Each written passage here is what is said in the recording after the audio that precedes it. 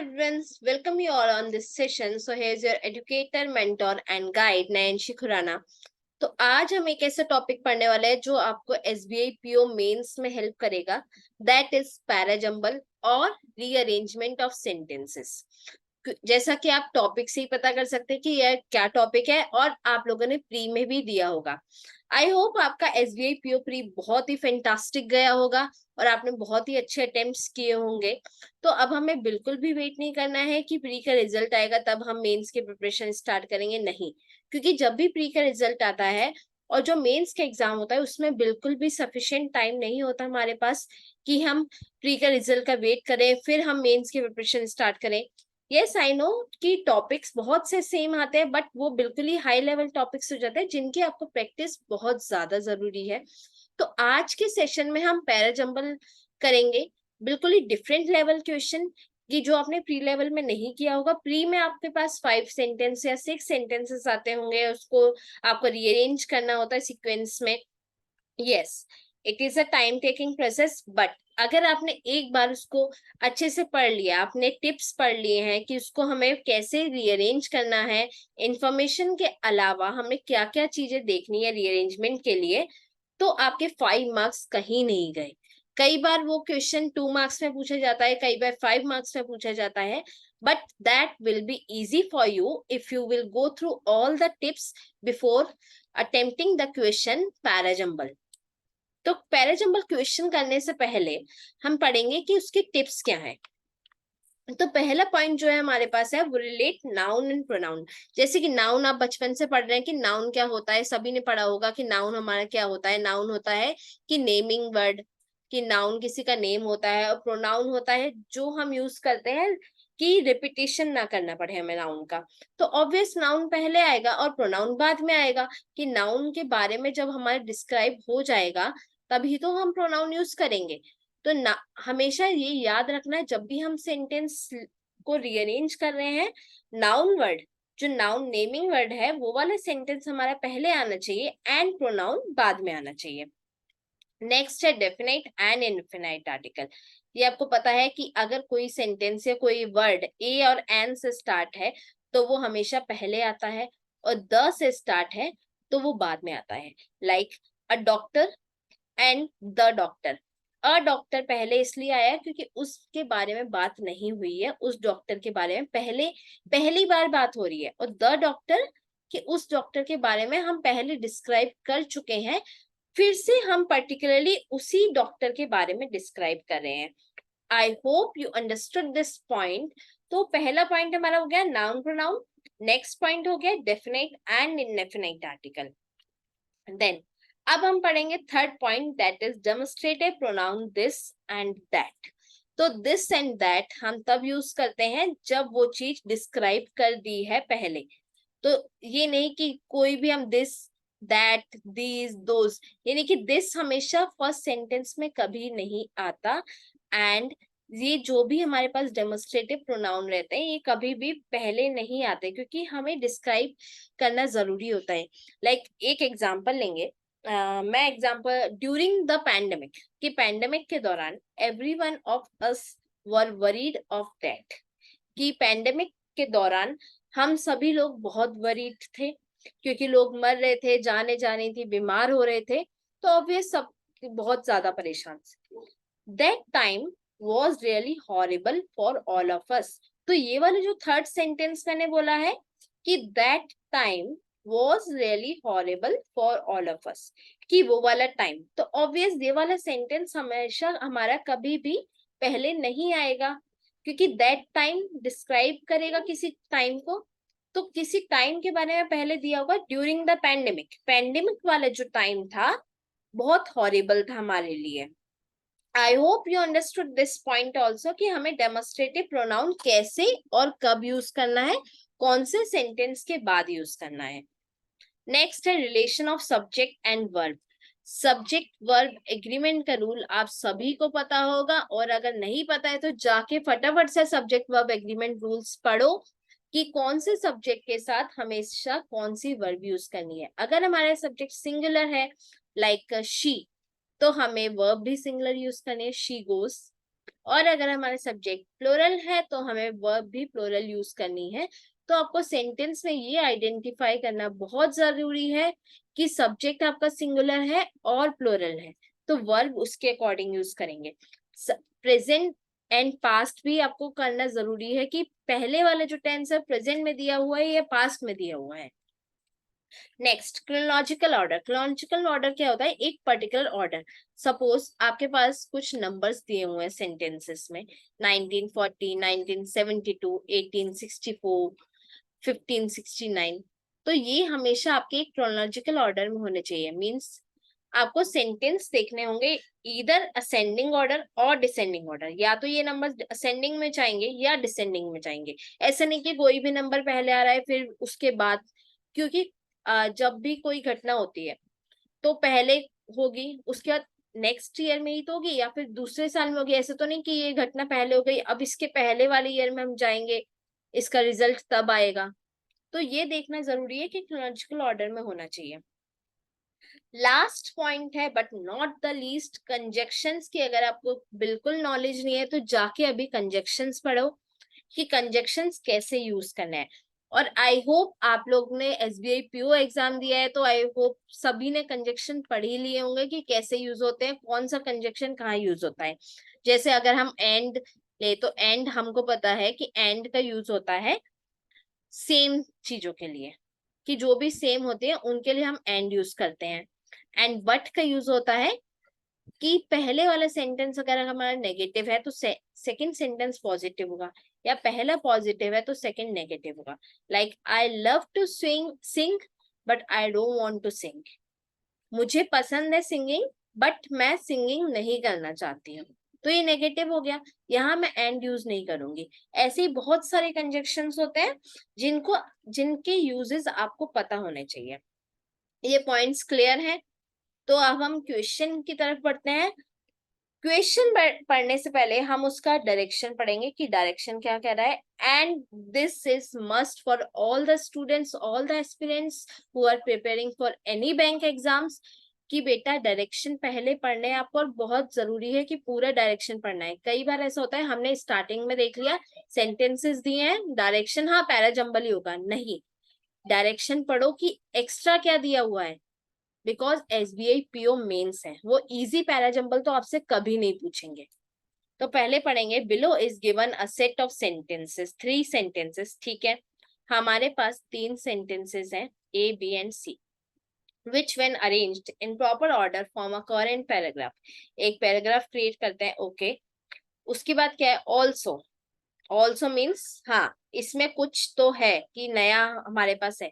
The given sentences are divided. अब जो sentence है वो भी डिवाइडेड है। सपोज चलो अब हमने इसको डिवाइड कर दिया एम एन एंड ओ, और जंबल डप है, ये सारे जंबल डप है। बी को हमने डिवाइड कर दिया एक्स वाई जी, एंड सी को डिवाइड कर दिया पी क्यू आर। तो अब देखो अब आपके पास क्या हो गया, आपको ये सेंटेंस भी अरेंज करने हैं एंड देन आपको ये पैराग्राफ भी अरेंज करने हैं।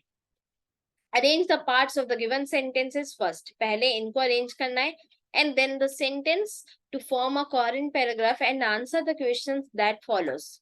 ठीक है, तो अब हमारे जो सेंटेंस दिए हैं, लाइक फर्स्ट वन है which of the following represents the correct order of the jumbled up sentence A। A sentence दिया है हमारे पास जिसमें हमारे पास 3 पार्ट्स हैं एम एन एंड ओ, और इसके साथ साथ आपको एलिमिनेशन मेथड भी करना है। एलिमिनेशन मेथड क्या होता है कि आपके जो ऑप्शन करेक्ट नहीं है उनको हटाते जाओ। एलिमिनेशन मेथड से क्या होगा कि आपके पास ऑप्शंस कम बचेंगे, ऑप्शंस कम बचेंगे, कंफ्यूजन कम होगा। जैसे जैसे आपके ऑप्शंस कम, आपकी टेंशन कम होती जाएगी कि हाँ अब तो हमें 2 ही ऑप्शन से देखना है। जैसे आपने केबीसी देखा है ना, 50-50 लाइफलाइन ले ली, अब 2 ही ऑप्शन से सिलेक्ट करना है कि हमारे पास 4 ऑप्शन है ही नहीं, तो 2 ऑप्शन में देखना है। तो पहला पार्ट पढ़ेंगे हम, which explained how the value of any currency is determined. पहले वर्ड से ही समझ में आ रहा है कि ये फर्स्ट पार्ट तो हो ही नहीं सकता, क्योंकि विच एक्सप्लेन, विच एक तो इंटरोगेटिव प्रोनाउन होता है, दूसरा कंजक्शन होता है। अब कंजक्शन अगर है, यहाँ पे कोई क्वेश्चन मार्क नहीं है तो इंटरोगेटिव प्रोनाउन नहीं है। कंजक्शन अगर है तो इसके पहले का पार्ट का है, तो obvious this will not be the first part of the sentence. तो एम हमारा रॉन्ग हो गया। इसमें देखो एम कौन सा है, option is the wrong one. and then call the purchasing power parity theory. Called is the verb. तो इसके पहले हमें सब्जेक्ट की बहुत जरूरत है कि without subject there is no verb, कि वर्ब हमारी बिल्कुल इनएप्रोप्रिएट हो जाएगी अगर इसके साथ हमारा सब्जेक्ट नहीं होगा. तो an part is will not be the first part, तो एन भी हमारा रॉन्ग हो गया. तो हमारा ऑप्शन ए भी गया, एलिमिनेट हो गया. ऑप्शन ई भी एलिमिनेट हो गया. अब हमारे पास बचे ऑप्शन बी एंड सी. और इससे हमें ये समझ में आ रहा है कि हमारा थर्ड पार्ट जो है सेंटेंस का, जो जम्बल्ड में दिया है, वो होगा हमारा first part. Like several decades ago, बहुत सालों पहले की बात है, देयर वाज अ थ्योरी, एक थ्योरी थी. तो अगर हम एम पार्ट देखें, there was a theory which explain how the value of any currency is determined. ये करेक्ट तो बन रहा है, बट डिटरमाइंड के बाद कॉल्ड तो यूज ही नहीं हो रहा. तो ऑब्वियस सी बात है, हम एन पार्ट को पहले रखेंगे. सेवरल डिकेड्स एगो, ये हमारा हो गया first part. Called the purchasing power parity theory. Purchasing power parity theory है, एक थ्योरी के बारे में बात हुई कि एक थ्योरी थी बहुत सालों पहले, उसके बाद उस थ्योरी को डिफाइन किया कि परचेजिंग पावर पैरिटी थ्योरी थी. हाँ, अब वो विच से कनेक्ट हो रहा है, विच एक्सप्लेन, जो कि एक्सप्लेन कर रही थी how the value of any currency is determined. तो हमारा option C will be the correct answer. I hope you understood. चलिए नेक्स्ट पे चलते हैं.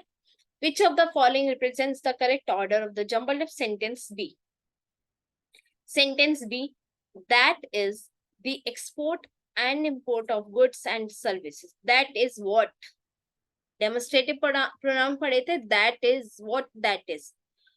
चलो ऑप्शन, ये हमारा P भी नहीं हुआ, तो P देखेंगे अब हम.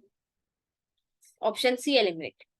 Was dominated by what we call the current account. Was is a verb. तो इससे पहले हमें सब्जेक्ट की नीड बहुत जरूरत है, हमें सब्जेक्ट की आवश्यकता है बहुत ज्यादा, कि वॉज ऐसे ही नहीं करेंगे. तो ऑब्वियस हमारा क्यू भी गया, तो ऑप्शन बी गया, हमारा ऑप्शन ए भी गया.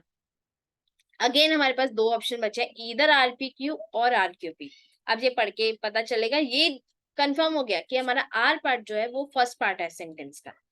सो that was a time when the balance of payments of a country, एक टाइम था जब balance of payments of country, that is the export and import. बिल्कुल रॉन्ग हो रहा है.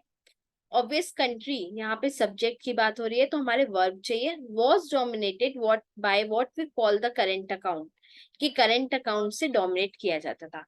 एंड उसको क्या कहते हैं, that is the export and import of goods and services. जो था export and imports of goods and services, export और इम्पोर्ट गुड्स एंड सर्विसेज का. तो हमारा फर्स्ट पार्ट हो गया सेंटेंस का आर, सेकंड हो गया क्यू एंड थर्ड हो गया पी. तो हमारा option E is the correct answer. चलिए नेक्स्ट क्वेश्चन पे आते हैं. The idea was that external value of a currency is determined.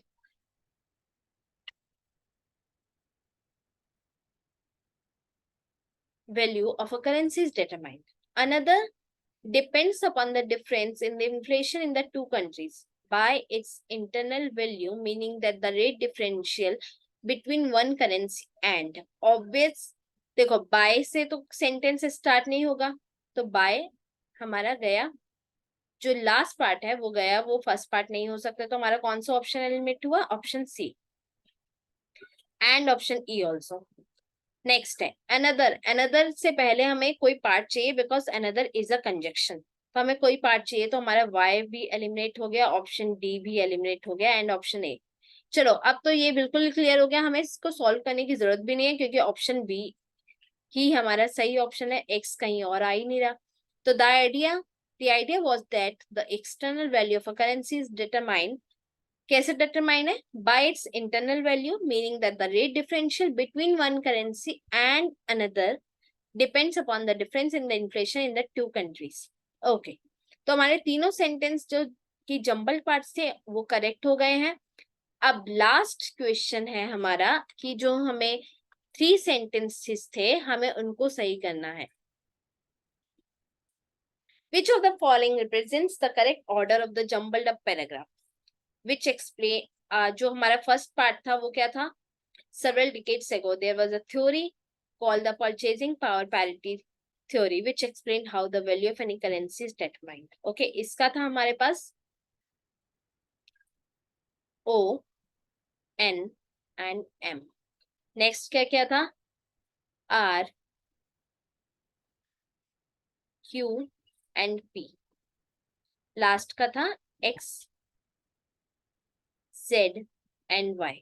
तो अब देखेंगे हम फर्स्ट पार्ट पढ़ के देखेंगे कि कौन सा पार्ट हमारा, कौन सा सेंटेंस हमारा फर्स्ट होना चाहिए. Several decades ago this can be the first. ठीक है, नेक्स्ट पढ़ेंगे R. That was a time, that was a time. Demonstrative pronoun पढ़े थे हमने कि कौन सा टाइम. एग्जाम्पल भी दिया था, that time was really horrible. कौन सा टाइम? तो ऑब्वियस जो हमारा बी पार्ट है वो हमारा फर्स्ट नहीं होगा. तो अब ऑप्शन एलिमिनेट करना स्टार्ट करें. बी ऑप्शन एलिमिनेट हो गया, ऑप्शन सी एलिमिनेट हो गया. चलिए ऑप्शन ए, डी एंड ई बचा हमारे पास. डी में x, the idea was that. कौन सा आइडिया?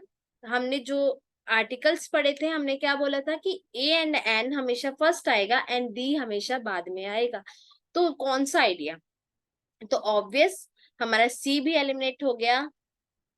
तो हमारे पास बचा option E. This is the power of elimination, कि हमें सॉल्व भी नहीं करने पड़े और एलिमिनेशन मेथड से ही हमें ऑप्शन पता चल गया which will be the correct option. I hope you liked this video and you understood each and every point of Parajumble. We will do more questions in our next video. Thank you everyone.